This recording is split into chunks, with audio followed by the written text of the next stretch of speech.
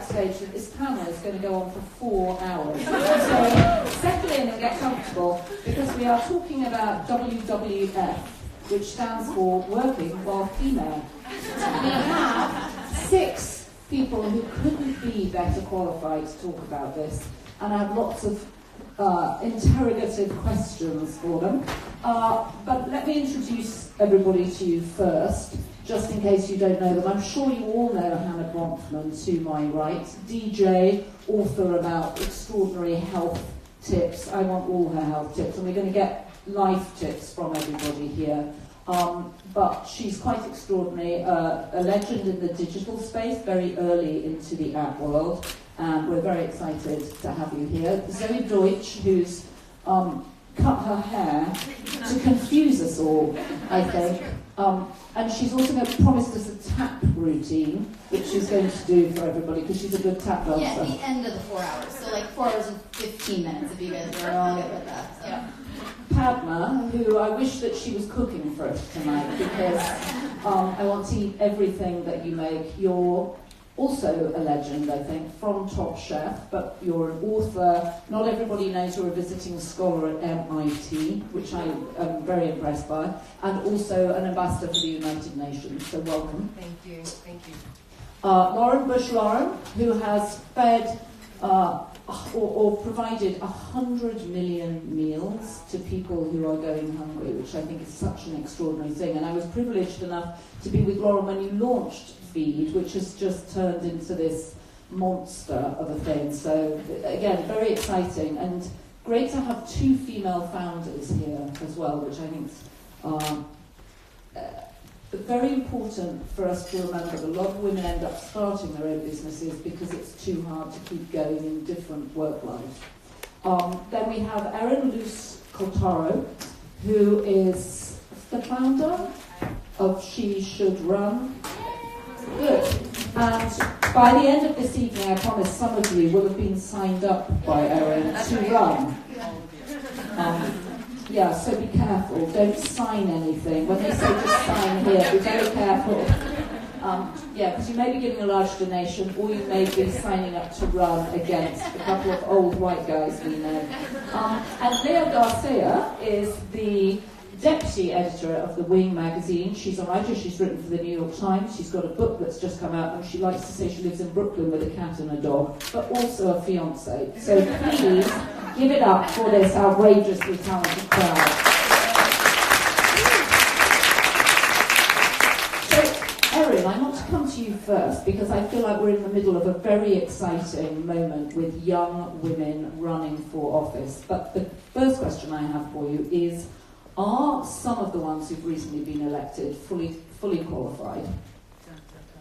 Hold on, there we go. So yes, the simple answer is yes. Are they fully qualified? I think what's really exciting about how the record number of women that we saw run in the last election cycle and ultimately get elected is that we have officially changed this conventional wisdom that you have to look a certain way to run or have a certain background to run for office and be successful. And now we have all of these incredible examples of women who are bringing their own unique and diverse experiences and perspectives to governing, to policies that matter.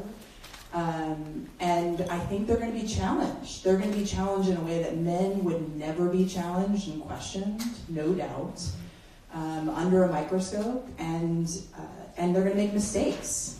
And we have to be there for them.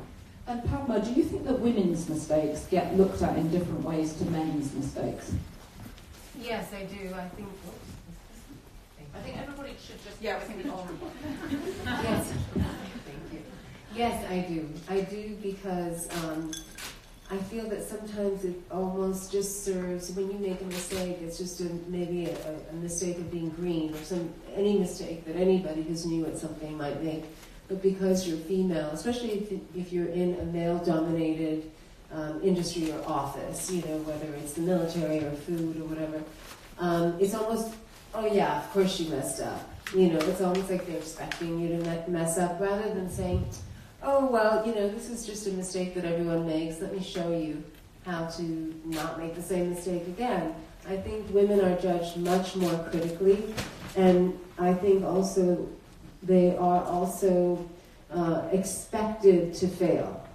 And so they're not, that's, it's, the psychology of that is that they're not really supported to succeed, because there's this already decided notion of, well, she'll probably drop out at some point, or she maybe won't last after she has a kid, or whatever it is. So I think we don't, if a woman does well, it's like, yeah, okay, she did great, but that's the exception. We should just assume that a woman who's as qualified as her male counterpart will do just as well, if not better.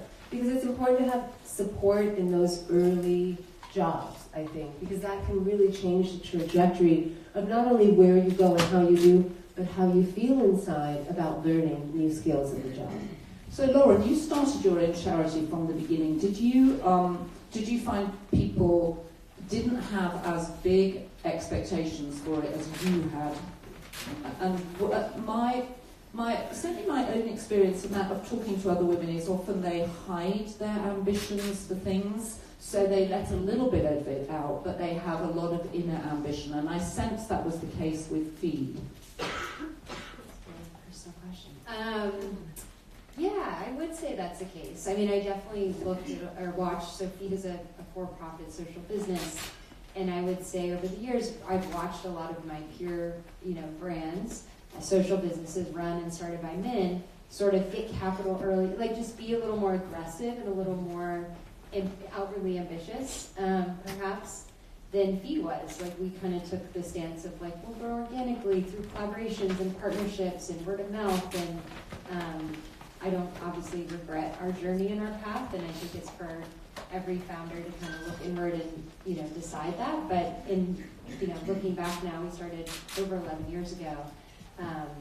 I definitely kind of see different crossroads in which I could have made one decision, but I don't know if that's because I was a woman or just that was kind of what I knew. But I chose not to go out and raise capital, or not to do certain things that may have helped catapult us a bit faster, a bit further. And do you think that's because the people around you had lower expectations for you than they would have had if you were your brother? Maybe, or they just weren't even having those they weren't even advising.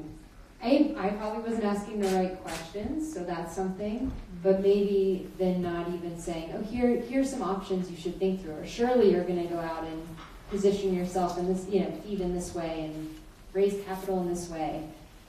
Again, no regrets. I think there's something really beautiful about growing organically and kind of feeling your way through it to some extent, but I do think women very often aren't given that sort of even like education and to even know what to ask for or to advocate for. Well, and also it feels a beautiful thing to do organically when it works, as Feed has done. It feels less comfortable when it doesn't work.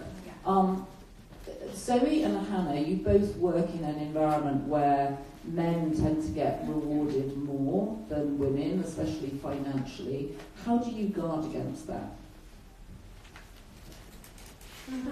That's hard, man. Transparency. I feel really grateful to my fellow actors that I'm working with right now who are they're more willing to be transparent and open about the dialogue because it's uncomfortable. Even if you're closest friends, it's sometimes uncomfortable to talk about how much money you're making, how much money you're not making. So to be brave enough to have that conversation and to ask those questions, I think it takes confidence. And it's like a catch-22. Confidence comes with being heard, but at the same time you have to be confident to ask to be heard. But how can you be confident? I mean, one of the things that always fascinated me was the fact that Michelle Williams and Mark Wahlberg have the same group, were represented by the same agency, and yet he got 1 point something million for the extra time they had to put in, and she got $80. You cannot make this stuff up.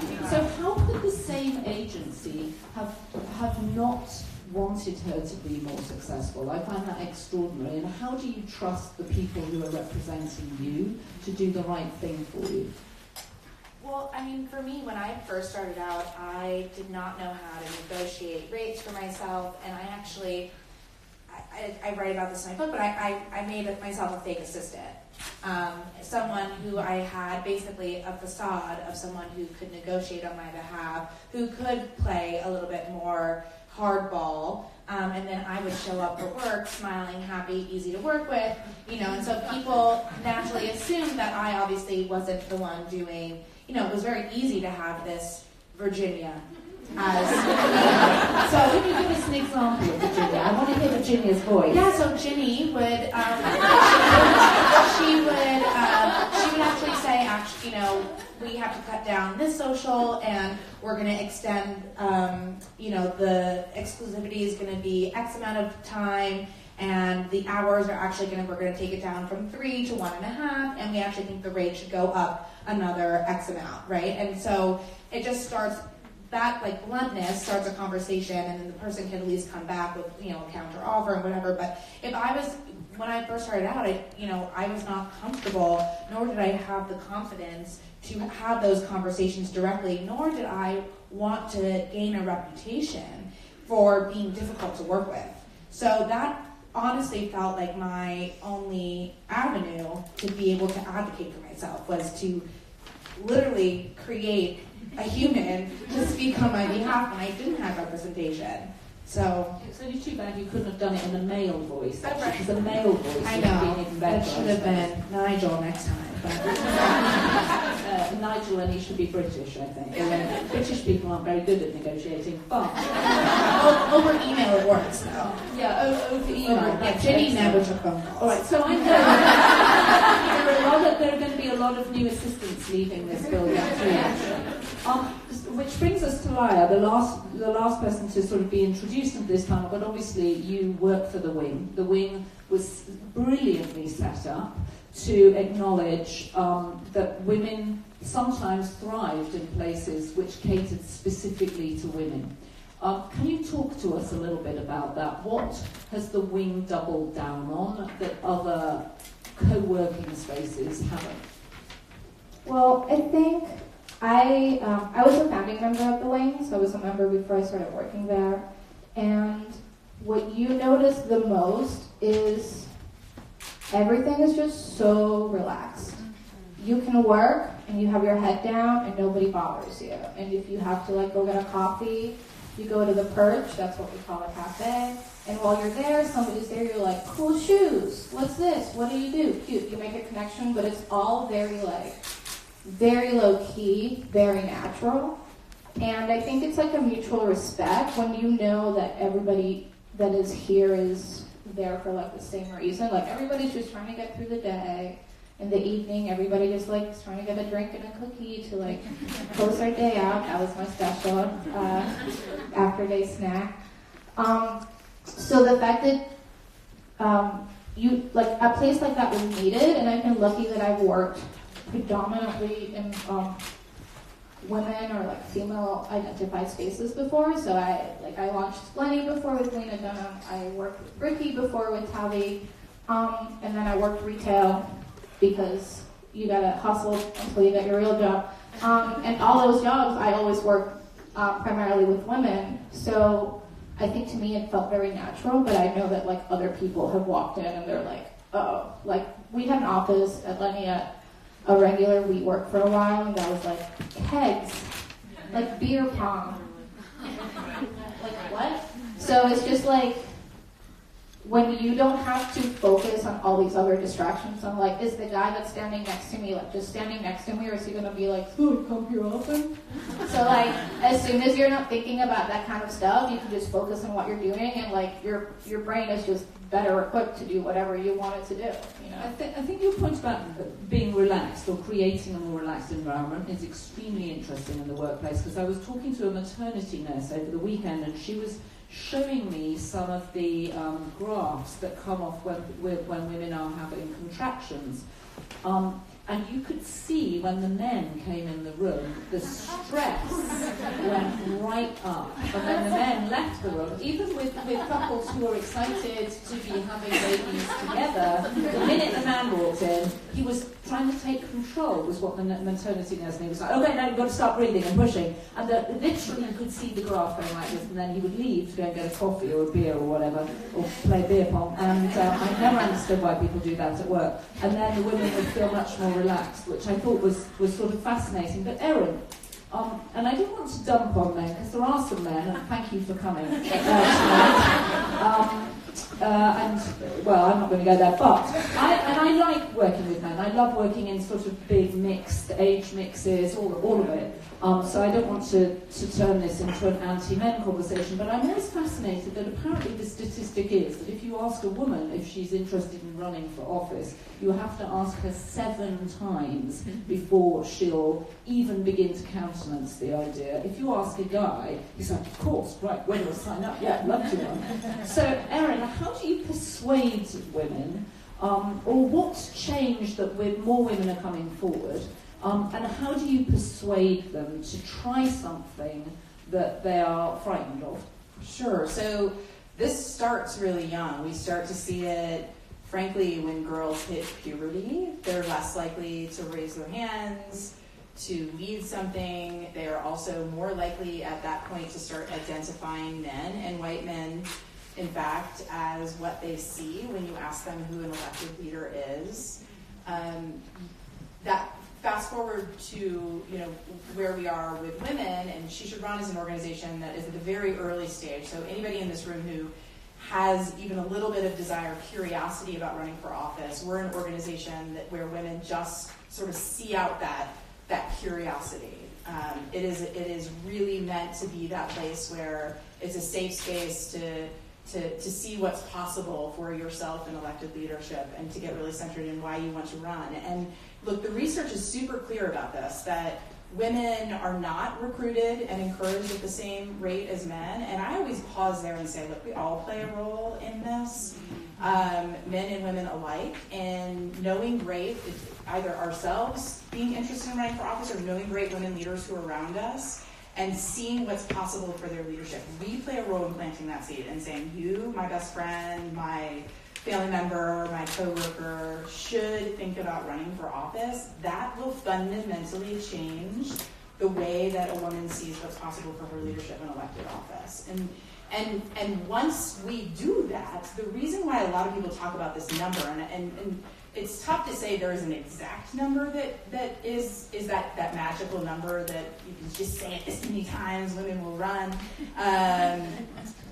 What is true is that women immediately start questioning their qualifications. It's just like the business world. It's just like, men will go after that job if they only need a couple of qualifications. Women are like, I don't know, I haven't done all of it, I can't possibly do all of it. And so we work with women to get them over that hump and say, you know what, the guys haven't either.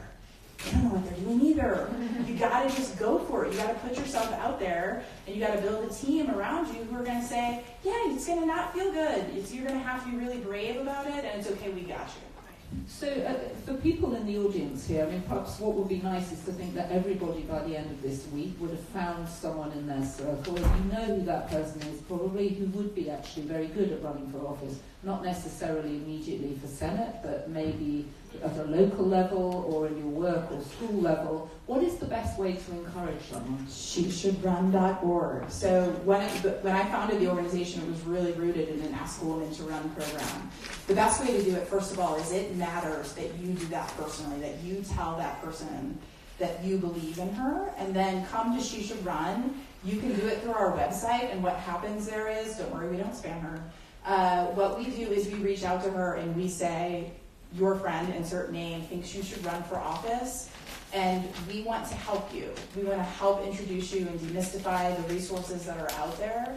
And if you're interested in that, let us know. And so we do it in a soft ask, but letting them know that we know they're there and that we believe in them. So please do think about the women in your life. You can fundamentally make this country a better place. And there are over 500,000 elected offices, so it isn't just about Senate. The federal offices are just a slice. 99% of the roles in this country are at the local level in our backyards, and they matter to our daily lives, the decisions that are being made in those roles. Good. So Padma, you've been phenomenally successful. How have you managed to be ambitious without feeling compromised by how society views people who are perceived to be ambitious?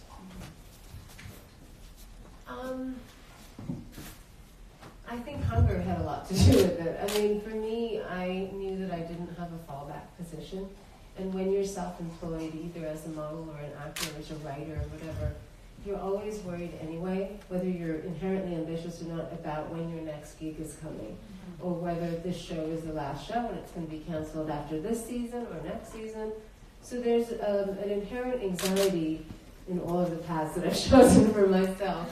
So there's that. I mean, I sort of at some point didn't care about being seen as ambitious. You know, in my negotiations for my contracts, that was the case. I didn't care. You know, it's interesting. I remember those early conversations with my attorney. You know, where I said, "Well, I don't want them to think I'm trying to grab everything." You know, I didn't even know what there was to grab. But you know, and then I started thinking like, "Hey, you know, no one's going to give me anything if I don't ask for it."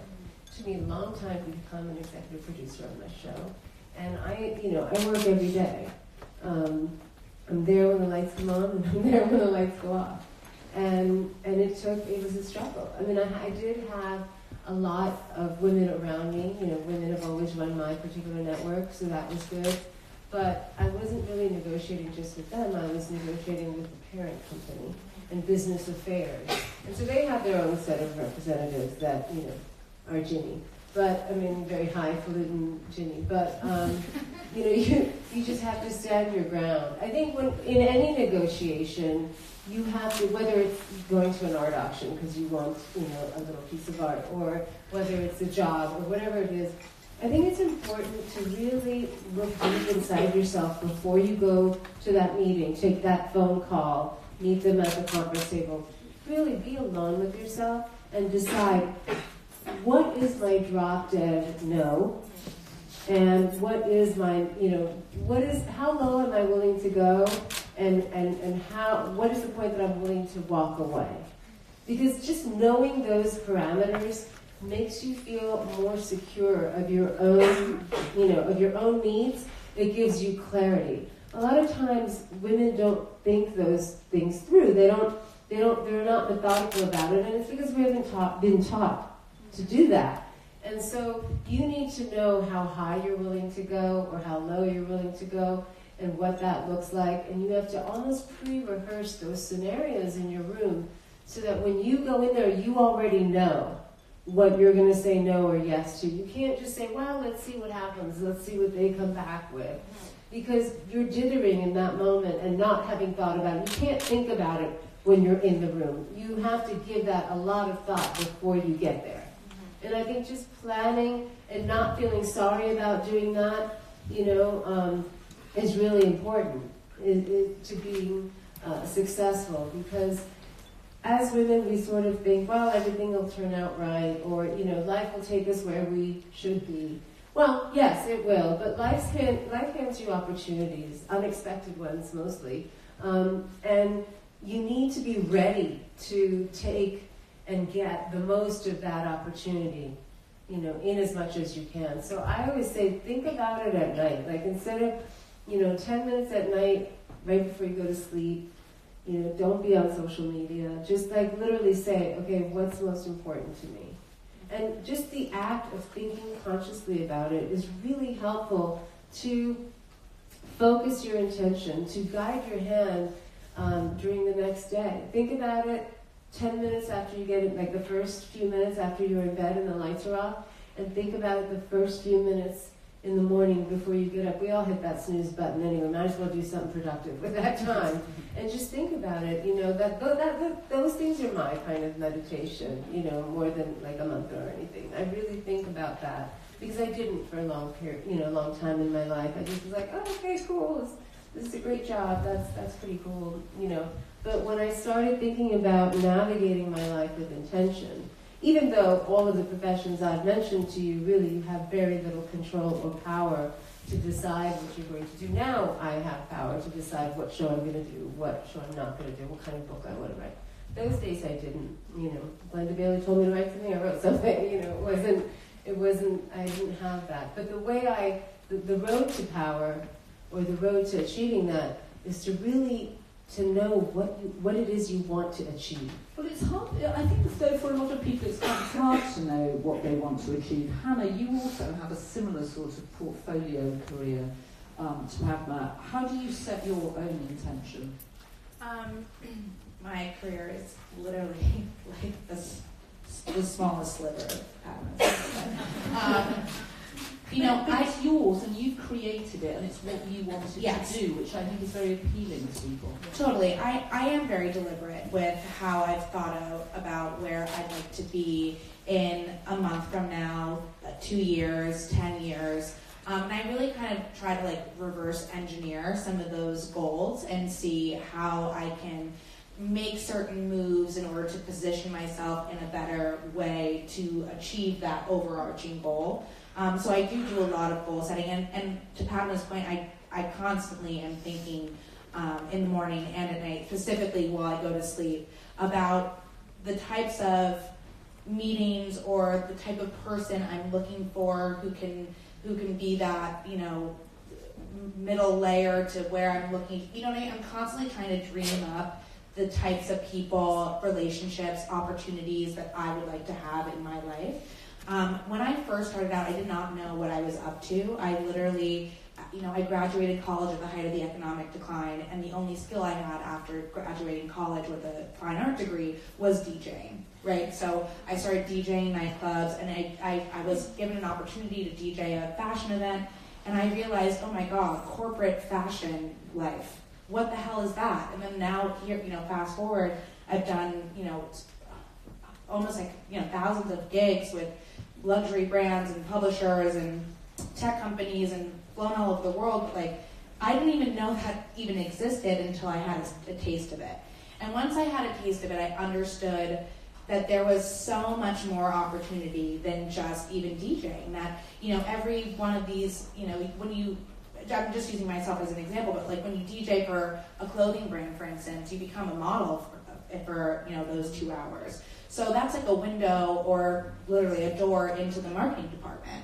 How can you build a larger relationship with those brands? So I started to literally think about how I could develop all of my passions and start to build relationships with brands and then build something that was going to, last beyond myself. And how can I grow my brand into something that I've always dreamt about as a little kid, but I didn't necessarily know it was possible. And it's literally been watching incredibly strong women where they've been able to go in their careers and really kind of take different parts of their journey and try to apply that to myself, while also being extremely vocal to my team about where I'm looking to go. And I've gotten myself into many situations where it hasn't been a right partnership, or, that relationship didn't end so well, or, I've made mistakes and I've had to, there's no one else to take the blame, it's me, and those have been really, some of the biggest pivotal moments in my career are the ones that don't necessarily go the right way, right? That those are the ones that make me understand the most about myself, how I am perceived, and how being perceived in a certain way matters a lot to certain people. And it's just been a very, this road that I've created for myself, I didn't see it really anywhere else. Obviously I was capitalizing off of a whole digital world that we were all kind of entering at the same time. And I really just kind of tried to stay as true to myself with being outwardly ambitious and vocal about what it is I was trying to achieve. Okay, so you have a team. Zoey, you have a team of people who represent you out in the movie and TV business. How do you motivate them to come back to you with the roles that you want? Are you as forceful with them as you think you should be? I have a team that I'm very close to and have a comfortable relationship with them, so I'm fortunate in that regard. But in terms of feeling like those roles are always, like you were saying, you never know what's going to come next or how things are going to go. And I started acting when I was 14. I was a kid, and I very quickly got used to being treated at work like I had the responsibility of an adult, but not the respect of an adult. I got used to being sort of belittled or diminished. And as the decade went by that I was working, I didn't so quickly realize that it didn't just have to do with experience or age, it also had to do with gender. And that is why I then started my production company, which is called Cautiously Optimistic for a reason, because I'm optimistic, but I'm still super cautious. I'm not neurotic at all, what are you guys talking about? And I've since produced 2 movies, and I've done that because it isn't really, I do have a wonderful team. I love my team, but at the end of the day, it is a creative job where there are so many different factors. You never know what's going to come next, and you have to create those opportunities for yourself. Laura, does that sound familiar? I mean, you've created your own business for yourself. How are you at running the team? I have one teammate here. She can tell you. No, it's good. I mean, we are a team of women, so speaking of like women-friendly environments, and that's not necessarily by design, but it's lovely. And I think women are drawn to our brand and to the mission and really kind of can get behind what we're trying to do. It's really, I think of myself as sort of a servant leader. Like I'm in the trenches with the team. I'm not kind of above barking orders. I would say it's a very, collaborative environment. I think it's a very family environment, given our size even. I've worked with Christina, who's been my right hand for almost a decade. Another girl for 9 years, another for 8 years almost. So, and there are obviously some new folks as well. So it's I think, there are times when we're more in sync, there's times when we are busier and just running about doing a million things at once and kind of lose some of that sync. But the times that you're in sync as a team, I think especially with women and have that sort of really like beautiful collaborative spirit, and mutual respect, it's heaven. Like it's what I love what we're doing mission-wise. I love our products, but I really love that aspect of teamwork.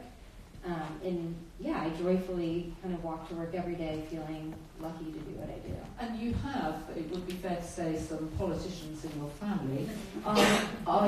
Is this something that you would be interested in, going into politics? I'm not going to run. No. So I'm going to put you in a room on your own, and we're going to go away.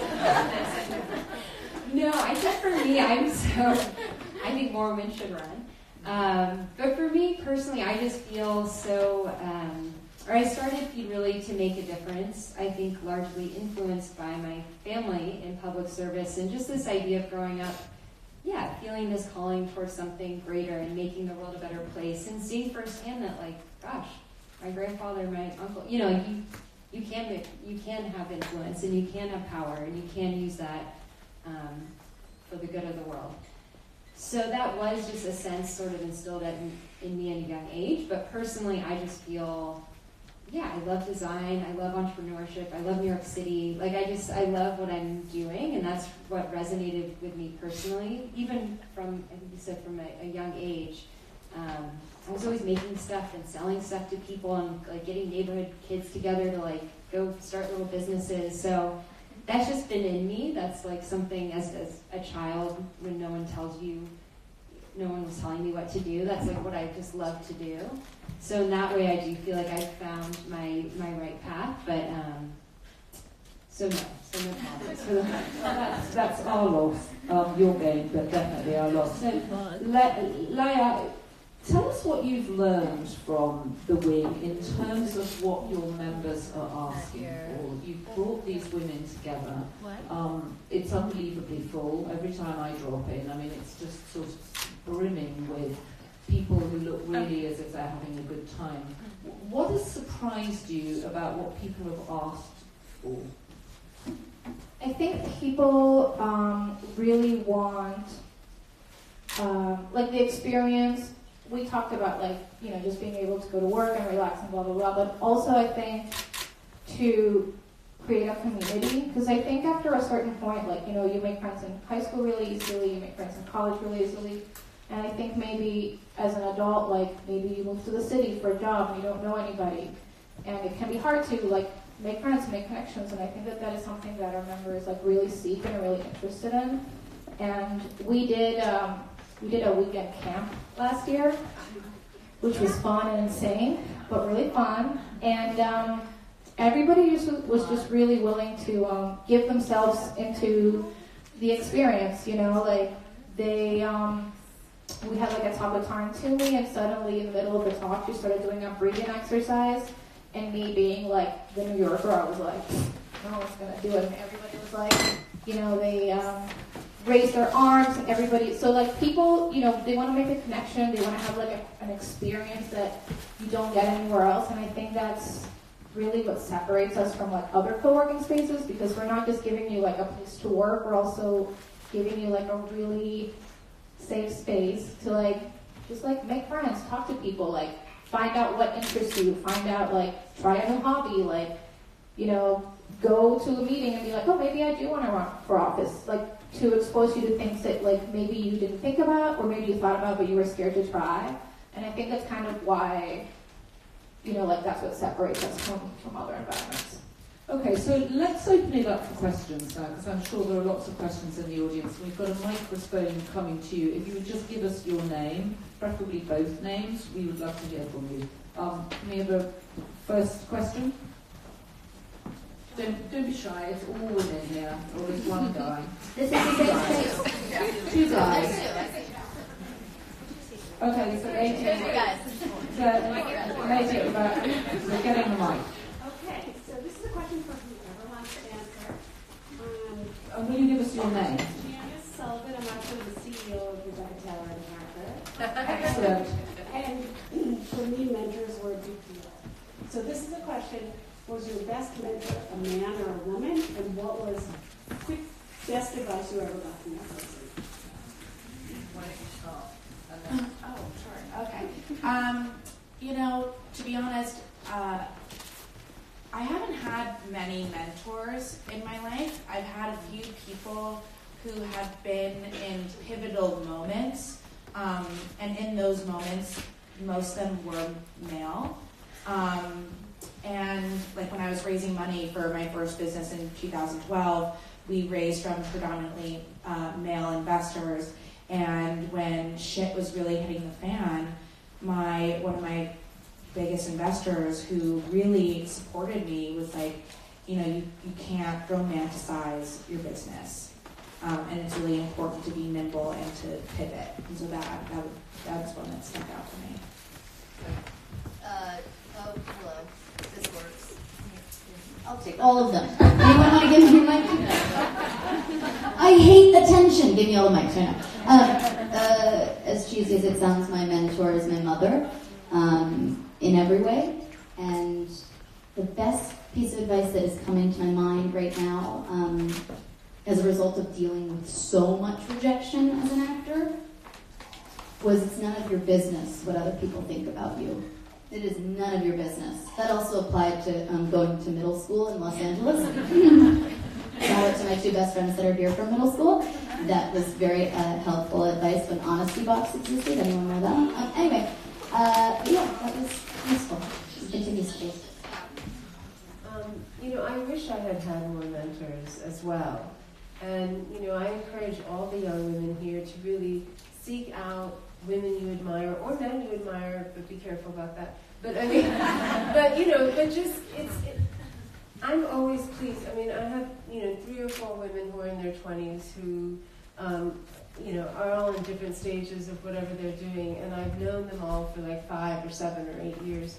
And it's wonderful for me to watch them bloom and blossom. And if I'm now in a position to do something to help them, which is something I would have killed for when I was in my 20s or 30s, I'm really happy to do it. It turns me on, actually, to be able to do that.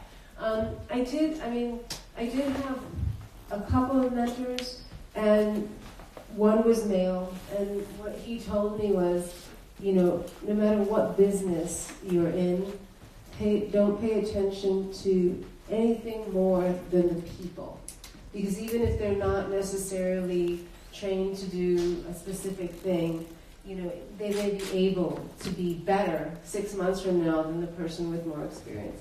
But the sentence I've never forgotten is, at the end of the day, you really have to understand that people are just trying to do the best they can. And so when you're dealing with them, start from that premise and really give them every opportunity to help you. Help them be good at their job. Because you'll get more out of them that way. And by the same token, you're president of your network or your executive producer, whoever, try to have enough empathy, even if they're in a position of authority, try to see what it is that's most important to them. Because no one's ever going to get everything they want in any kind of negotiation or any relationship. But if you can sort of pinpoint what's most valuable to them, and you can communicate that as well about yourself, you're halfway there.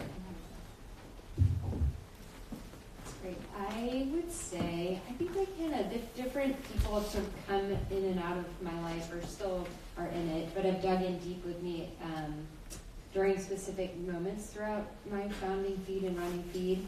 But I would say there are two women I'm thinking of that are mentors, like older women. And a lot of, the advice is, yes, tactical as to what, we're dealing with at that moment or what opportunity might be on the horizon, but also for me personally has been, as working women that I look up to, just talking about how, and working mothers, how they've dealt with that kind of balance throughout their lives, and even just tactically scheduling and otherwise. And one of them once was like, you need to know your worth more, and just having someone to tell you that feels great and is very needed at times. And it can come from within your own organization, but it is extra validating when it comes from someone you really respect, who can kind of see things maybe more clearly at a bird's eye view. So I would really recommend, mentors are great. Absolutely. I've had men and women mentors and still rely heavily on individuals, I think, just for that seeking of trying to figure it out. Don't have it figured out. And something, I think when you asked the question, what stands out, I immediately went to this place of something that's really true to the She Should Run community too, which is imposter syndrome. I know I face it a lot, I don't belong in this room. I'm not supposed to be here. And the mentors in my life saying, you got this. You do need to be in that room. You've earned your right to be in that room. And no more, you need to be in that room just as much as the other people do. And so, really, I think having people who will help push you to places that you maybe don't see possible for yourself. I think mentors are key to that. There it is. I didn't really have mentors, but I think also Zoey, my mom and my grandma are people that I always looked up to. So, I moved to New York from Puerto Rico to work in magazines when all the magazines were closing, so that was super cool. And so immediately I had to sort of rethink my strategy, but I was my grandma raised a family by herself, my mom raised me by herself, so I felt like I had this energy in them that I could prove myself to figure out my way. And then I think what happened was, after working for 10 years, when the opportunity presented itself for me to be a writer, do this or that, I was equipped. And then instead of being mentors, what I found that had become really important to me is people that were willing to take a chance on me. So when I started working at Lenny, I went to this interview with the editor, Jessica Gross, who's amazing, and we had a really nice talk. And at the end, she was well, I'll let you know. And I was I don't think that I'm qualified. I've never been an editor. I had only been professionally writing for 8 months, getting my full-time pay from writing for 8 months. I was I don't think so. She was like, I can teach you how to edit. That's like the least of my problems. And I was like, oh, okay. And then I got the job. And so, and like through processes like that, now she's a person that I know that like, she'll help me, and she's like a designing board, and she's smart. So, but I feel like you have to like put in the work so that when you get the things that you want, that you're like mentally ready to deal with them and take with them. And that's how like the people that you meet want to also be around you, because you're like not that you need to be a full form person, but you're like a person, and they can see that.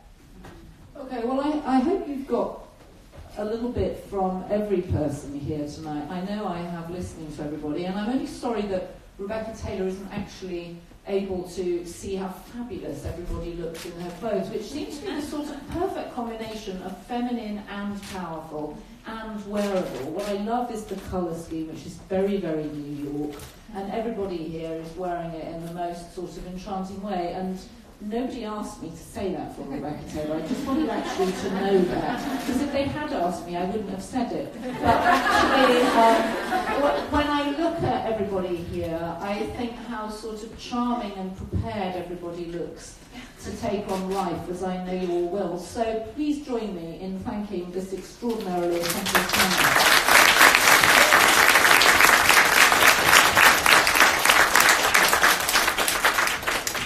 Now Erin's going to sign everybody up to run for office.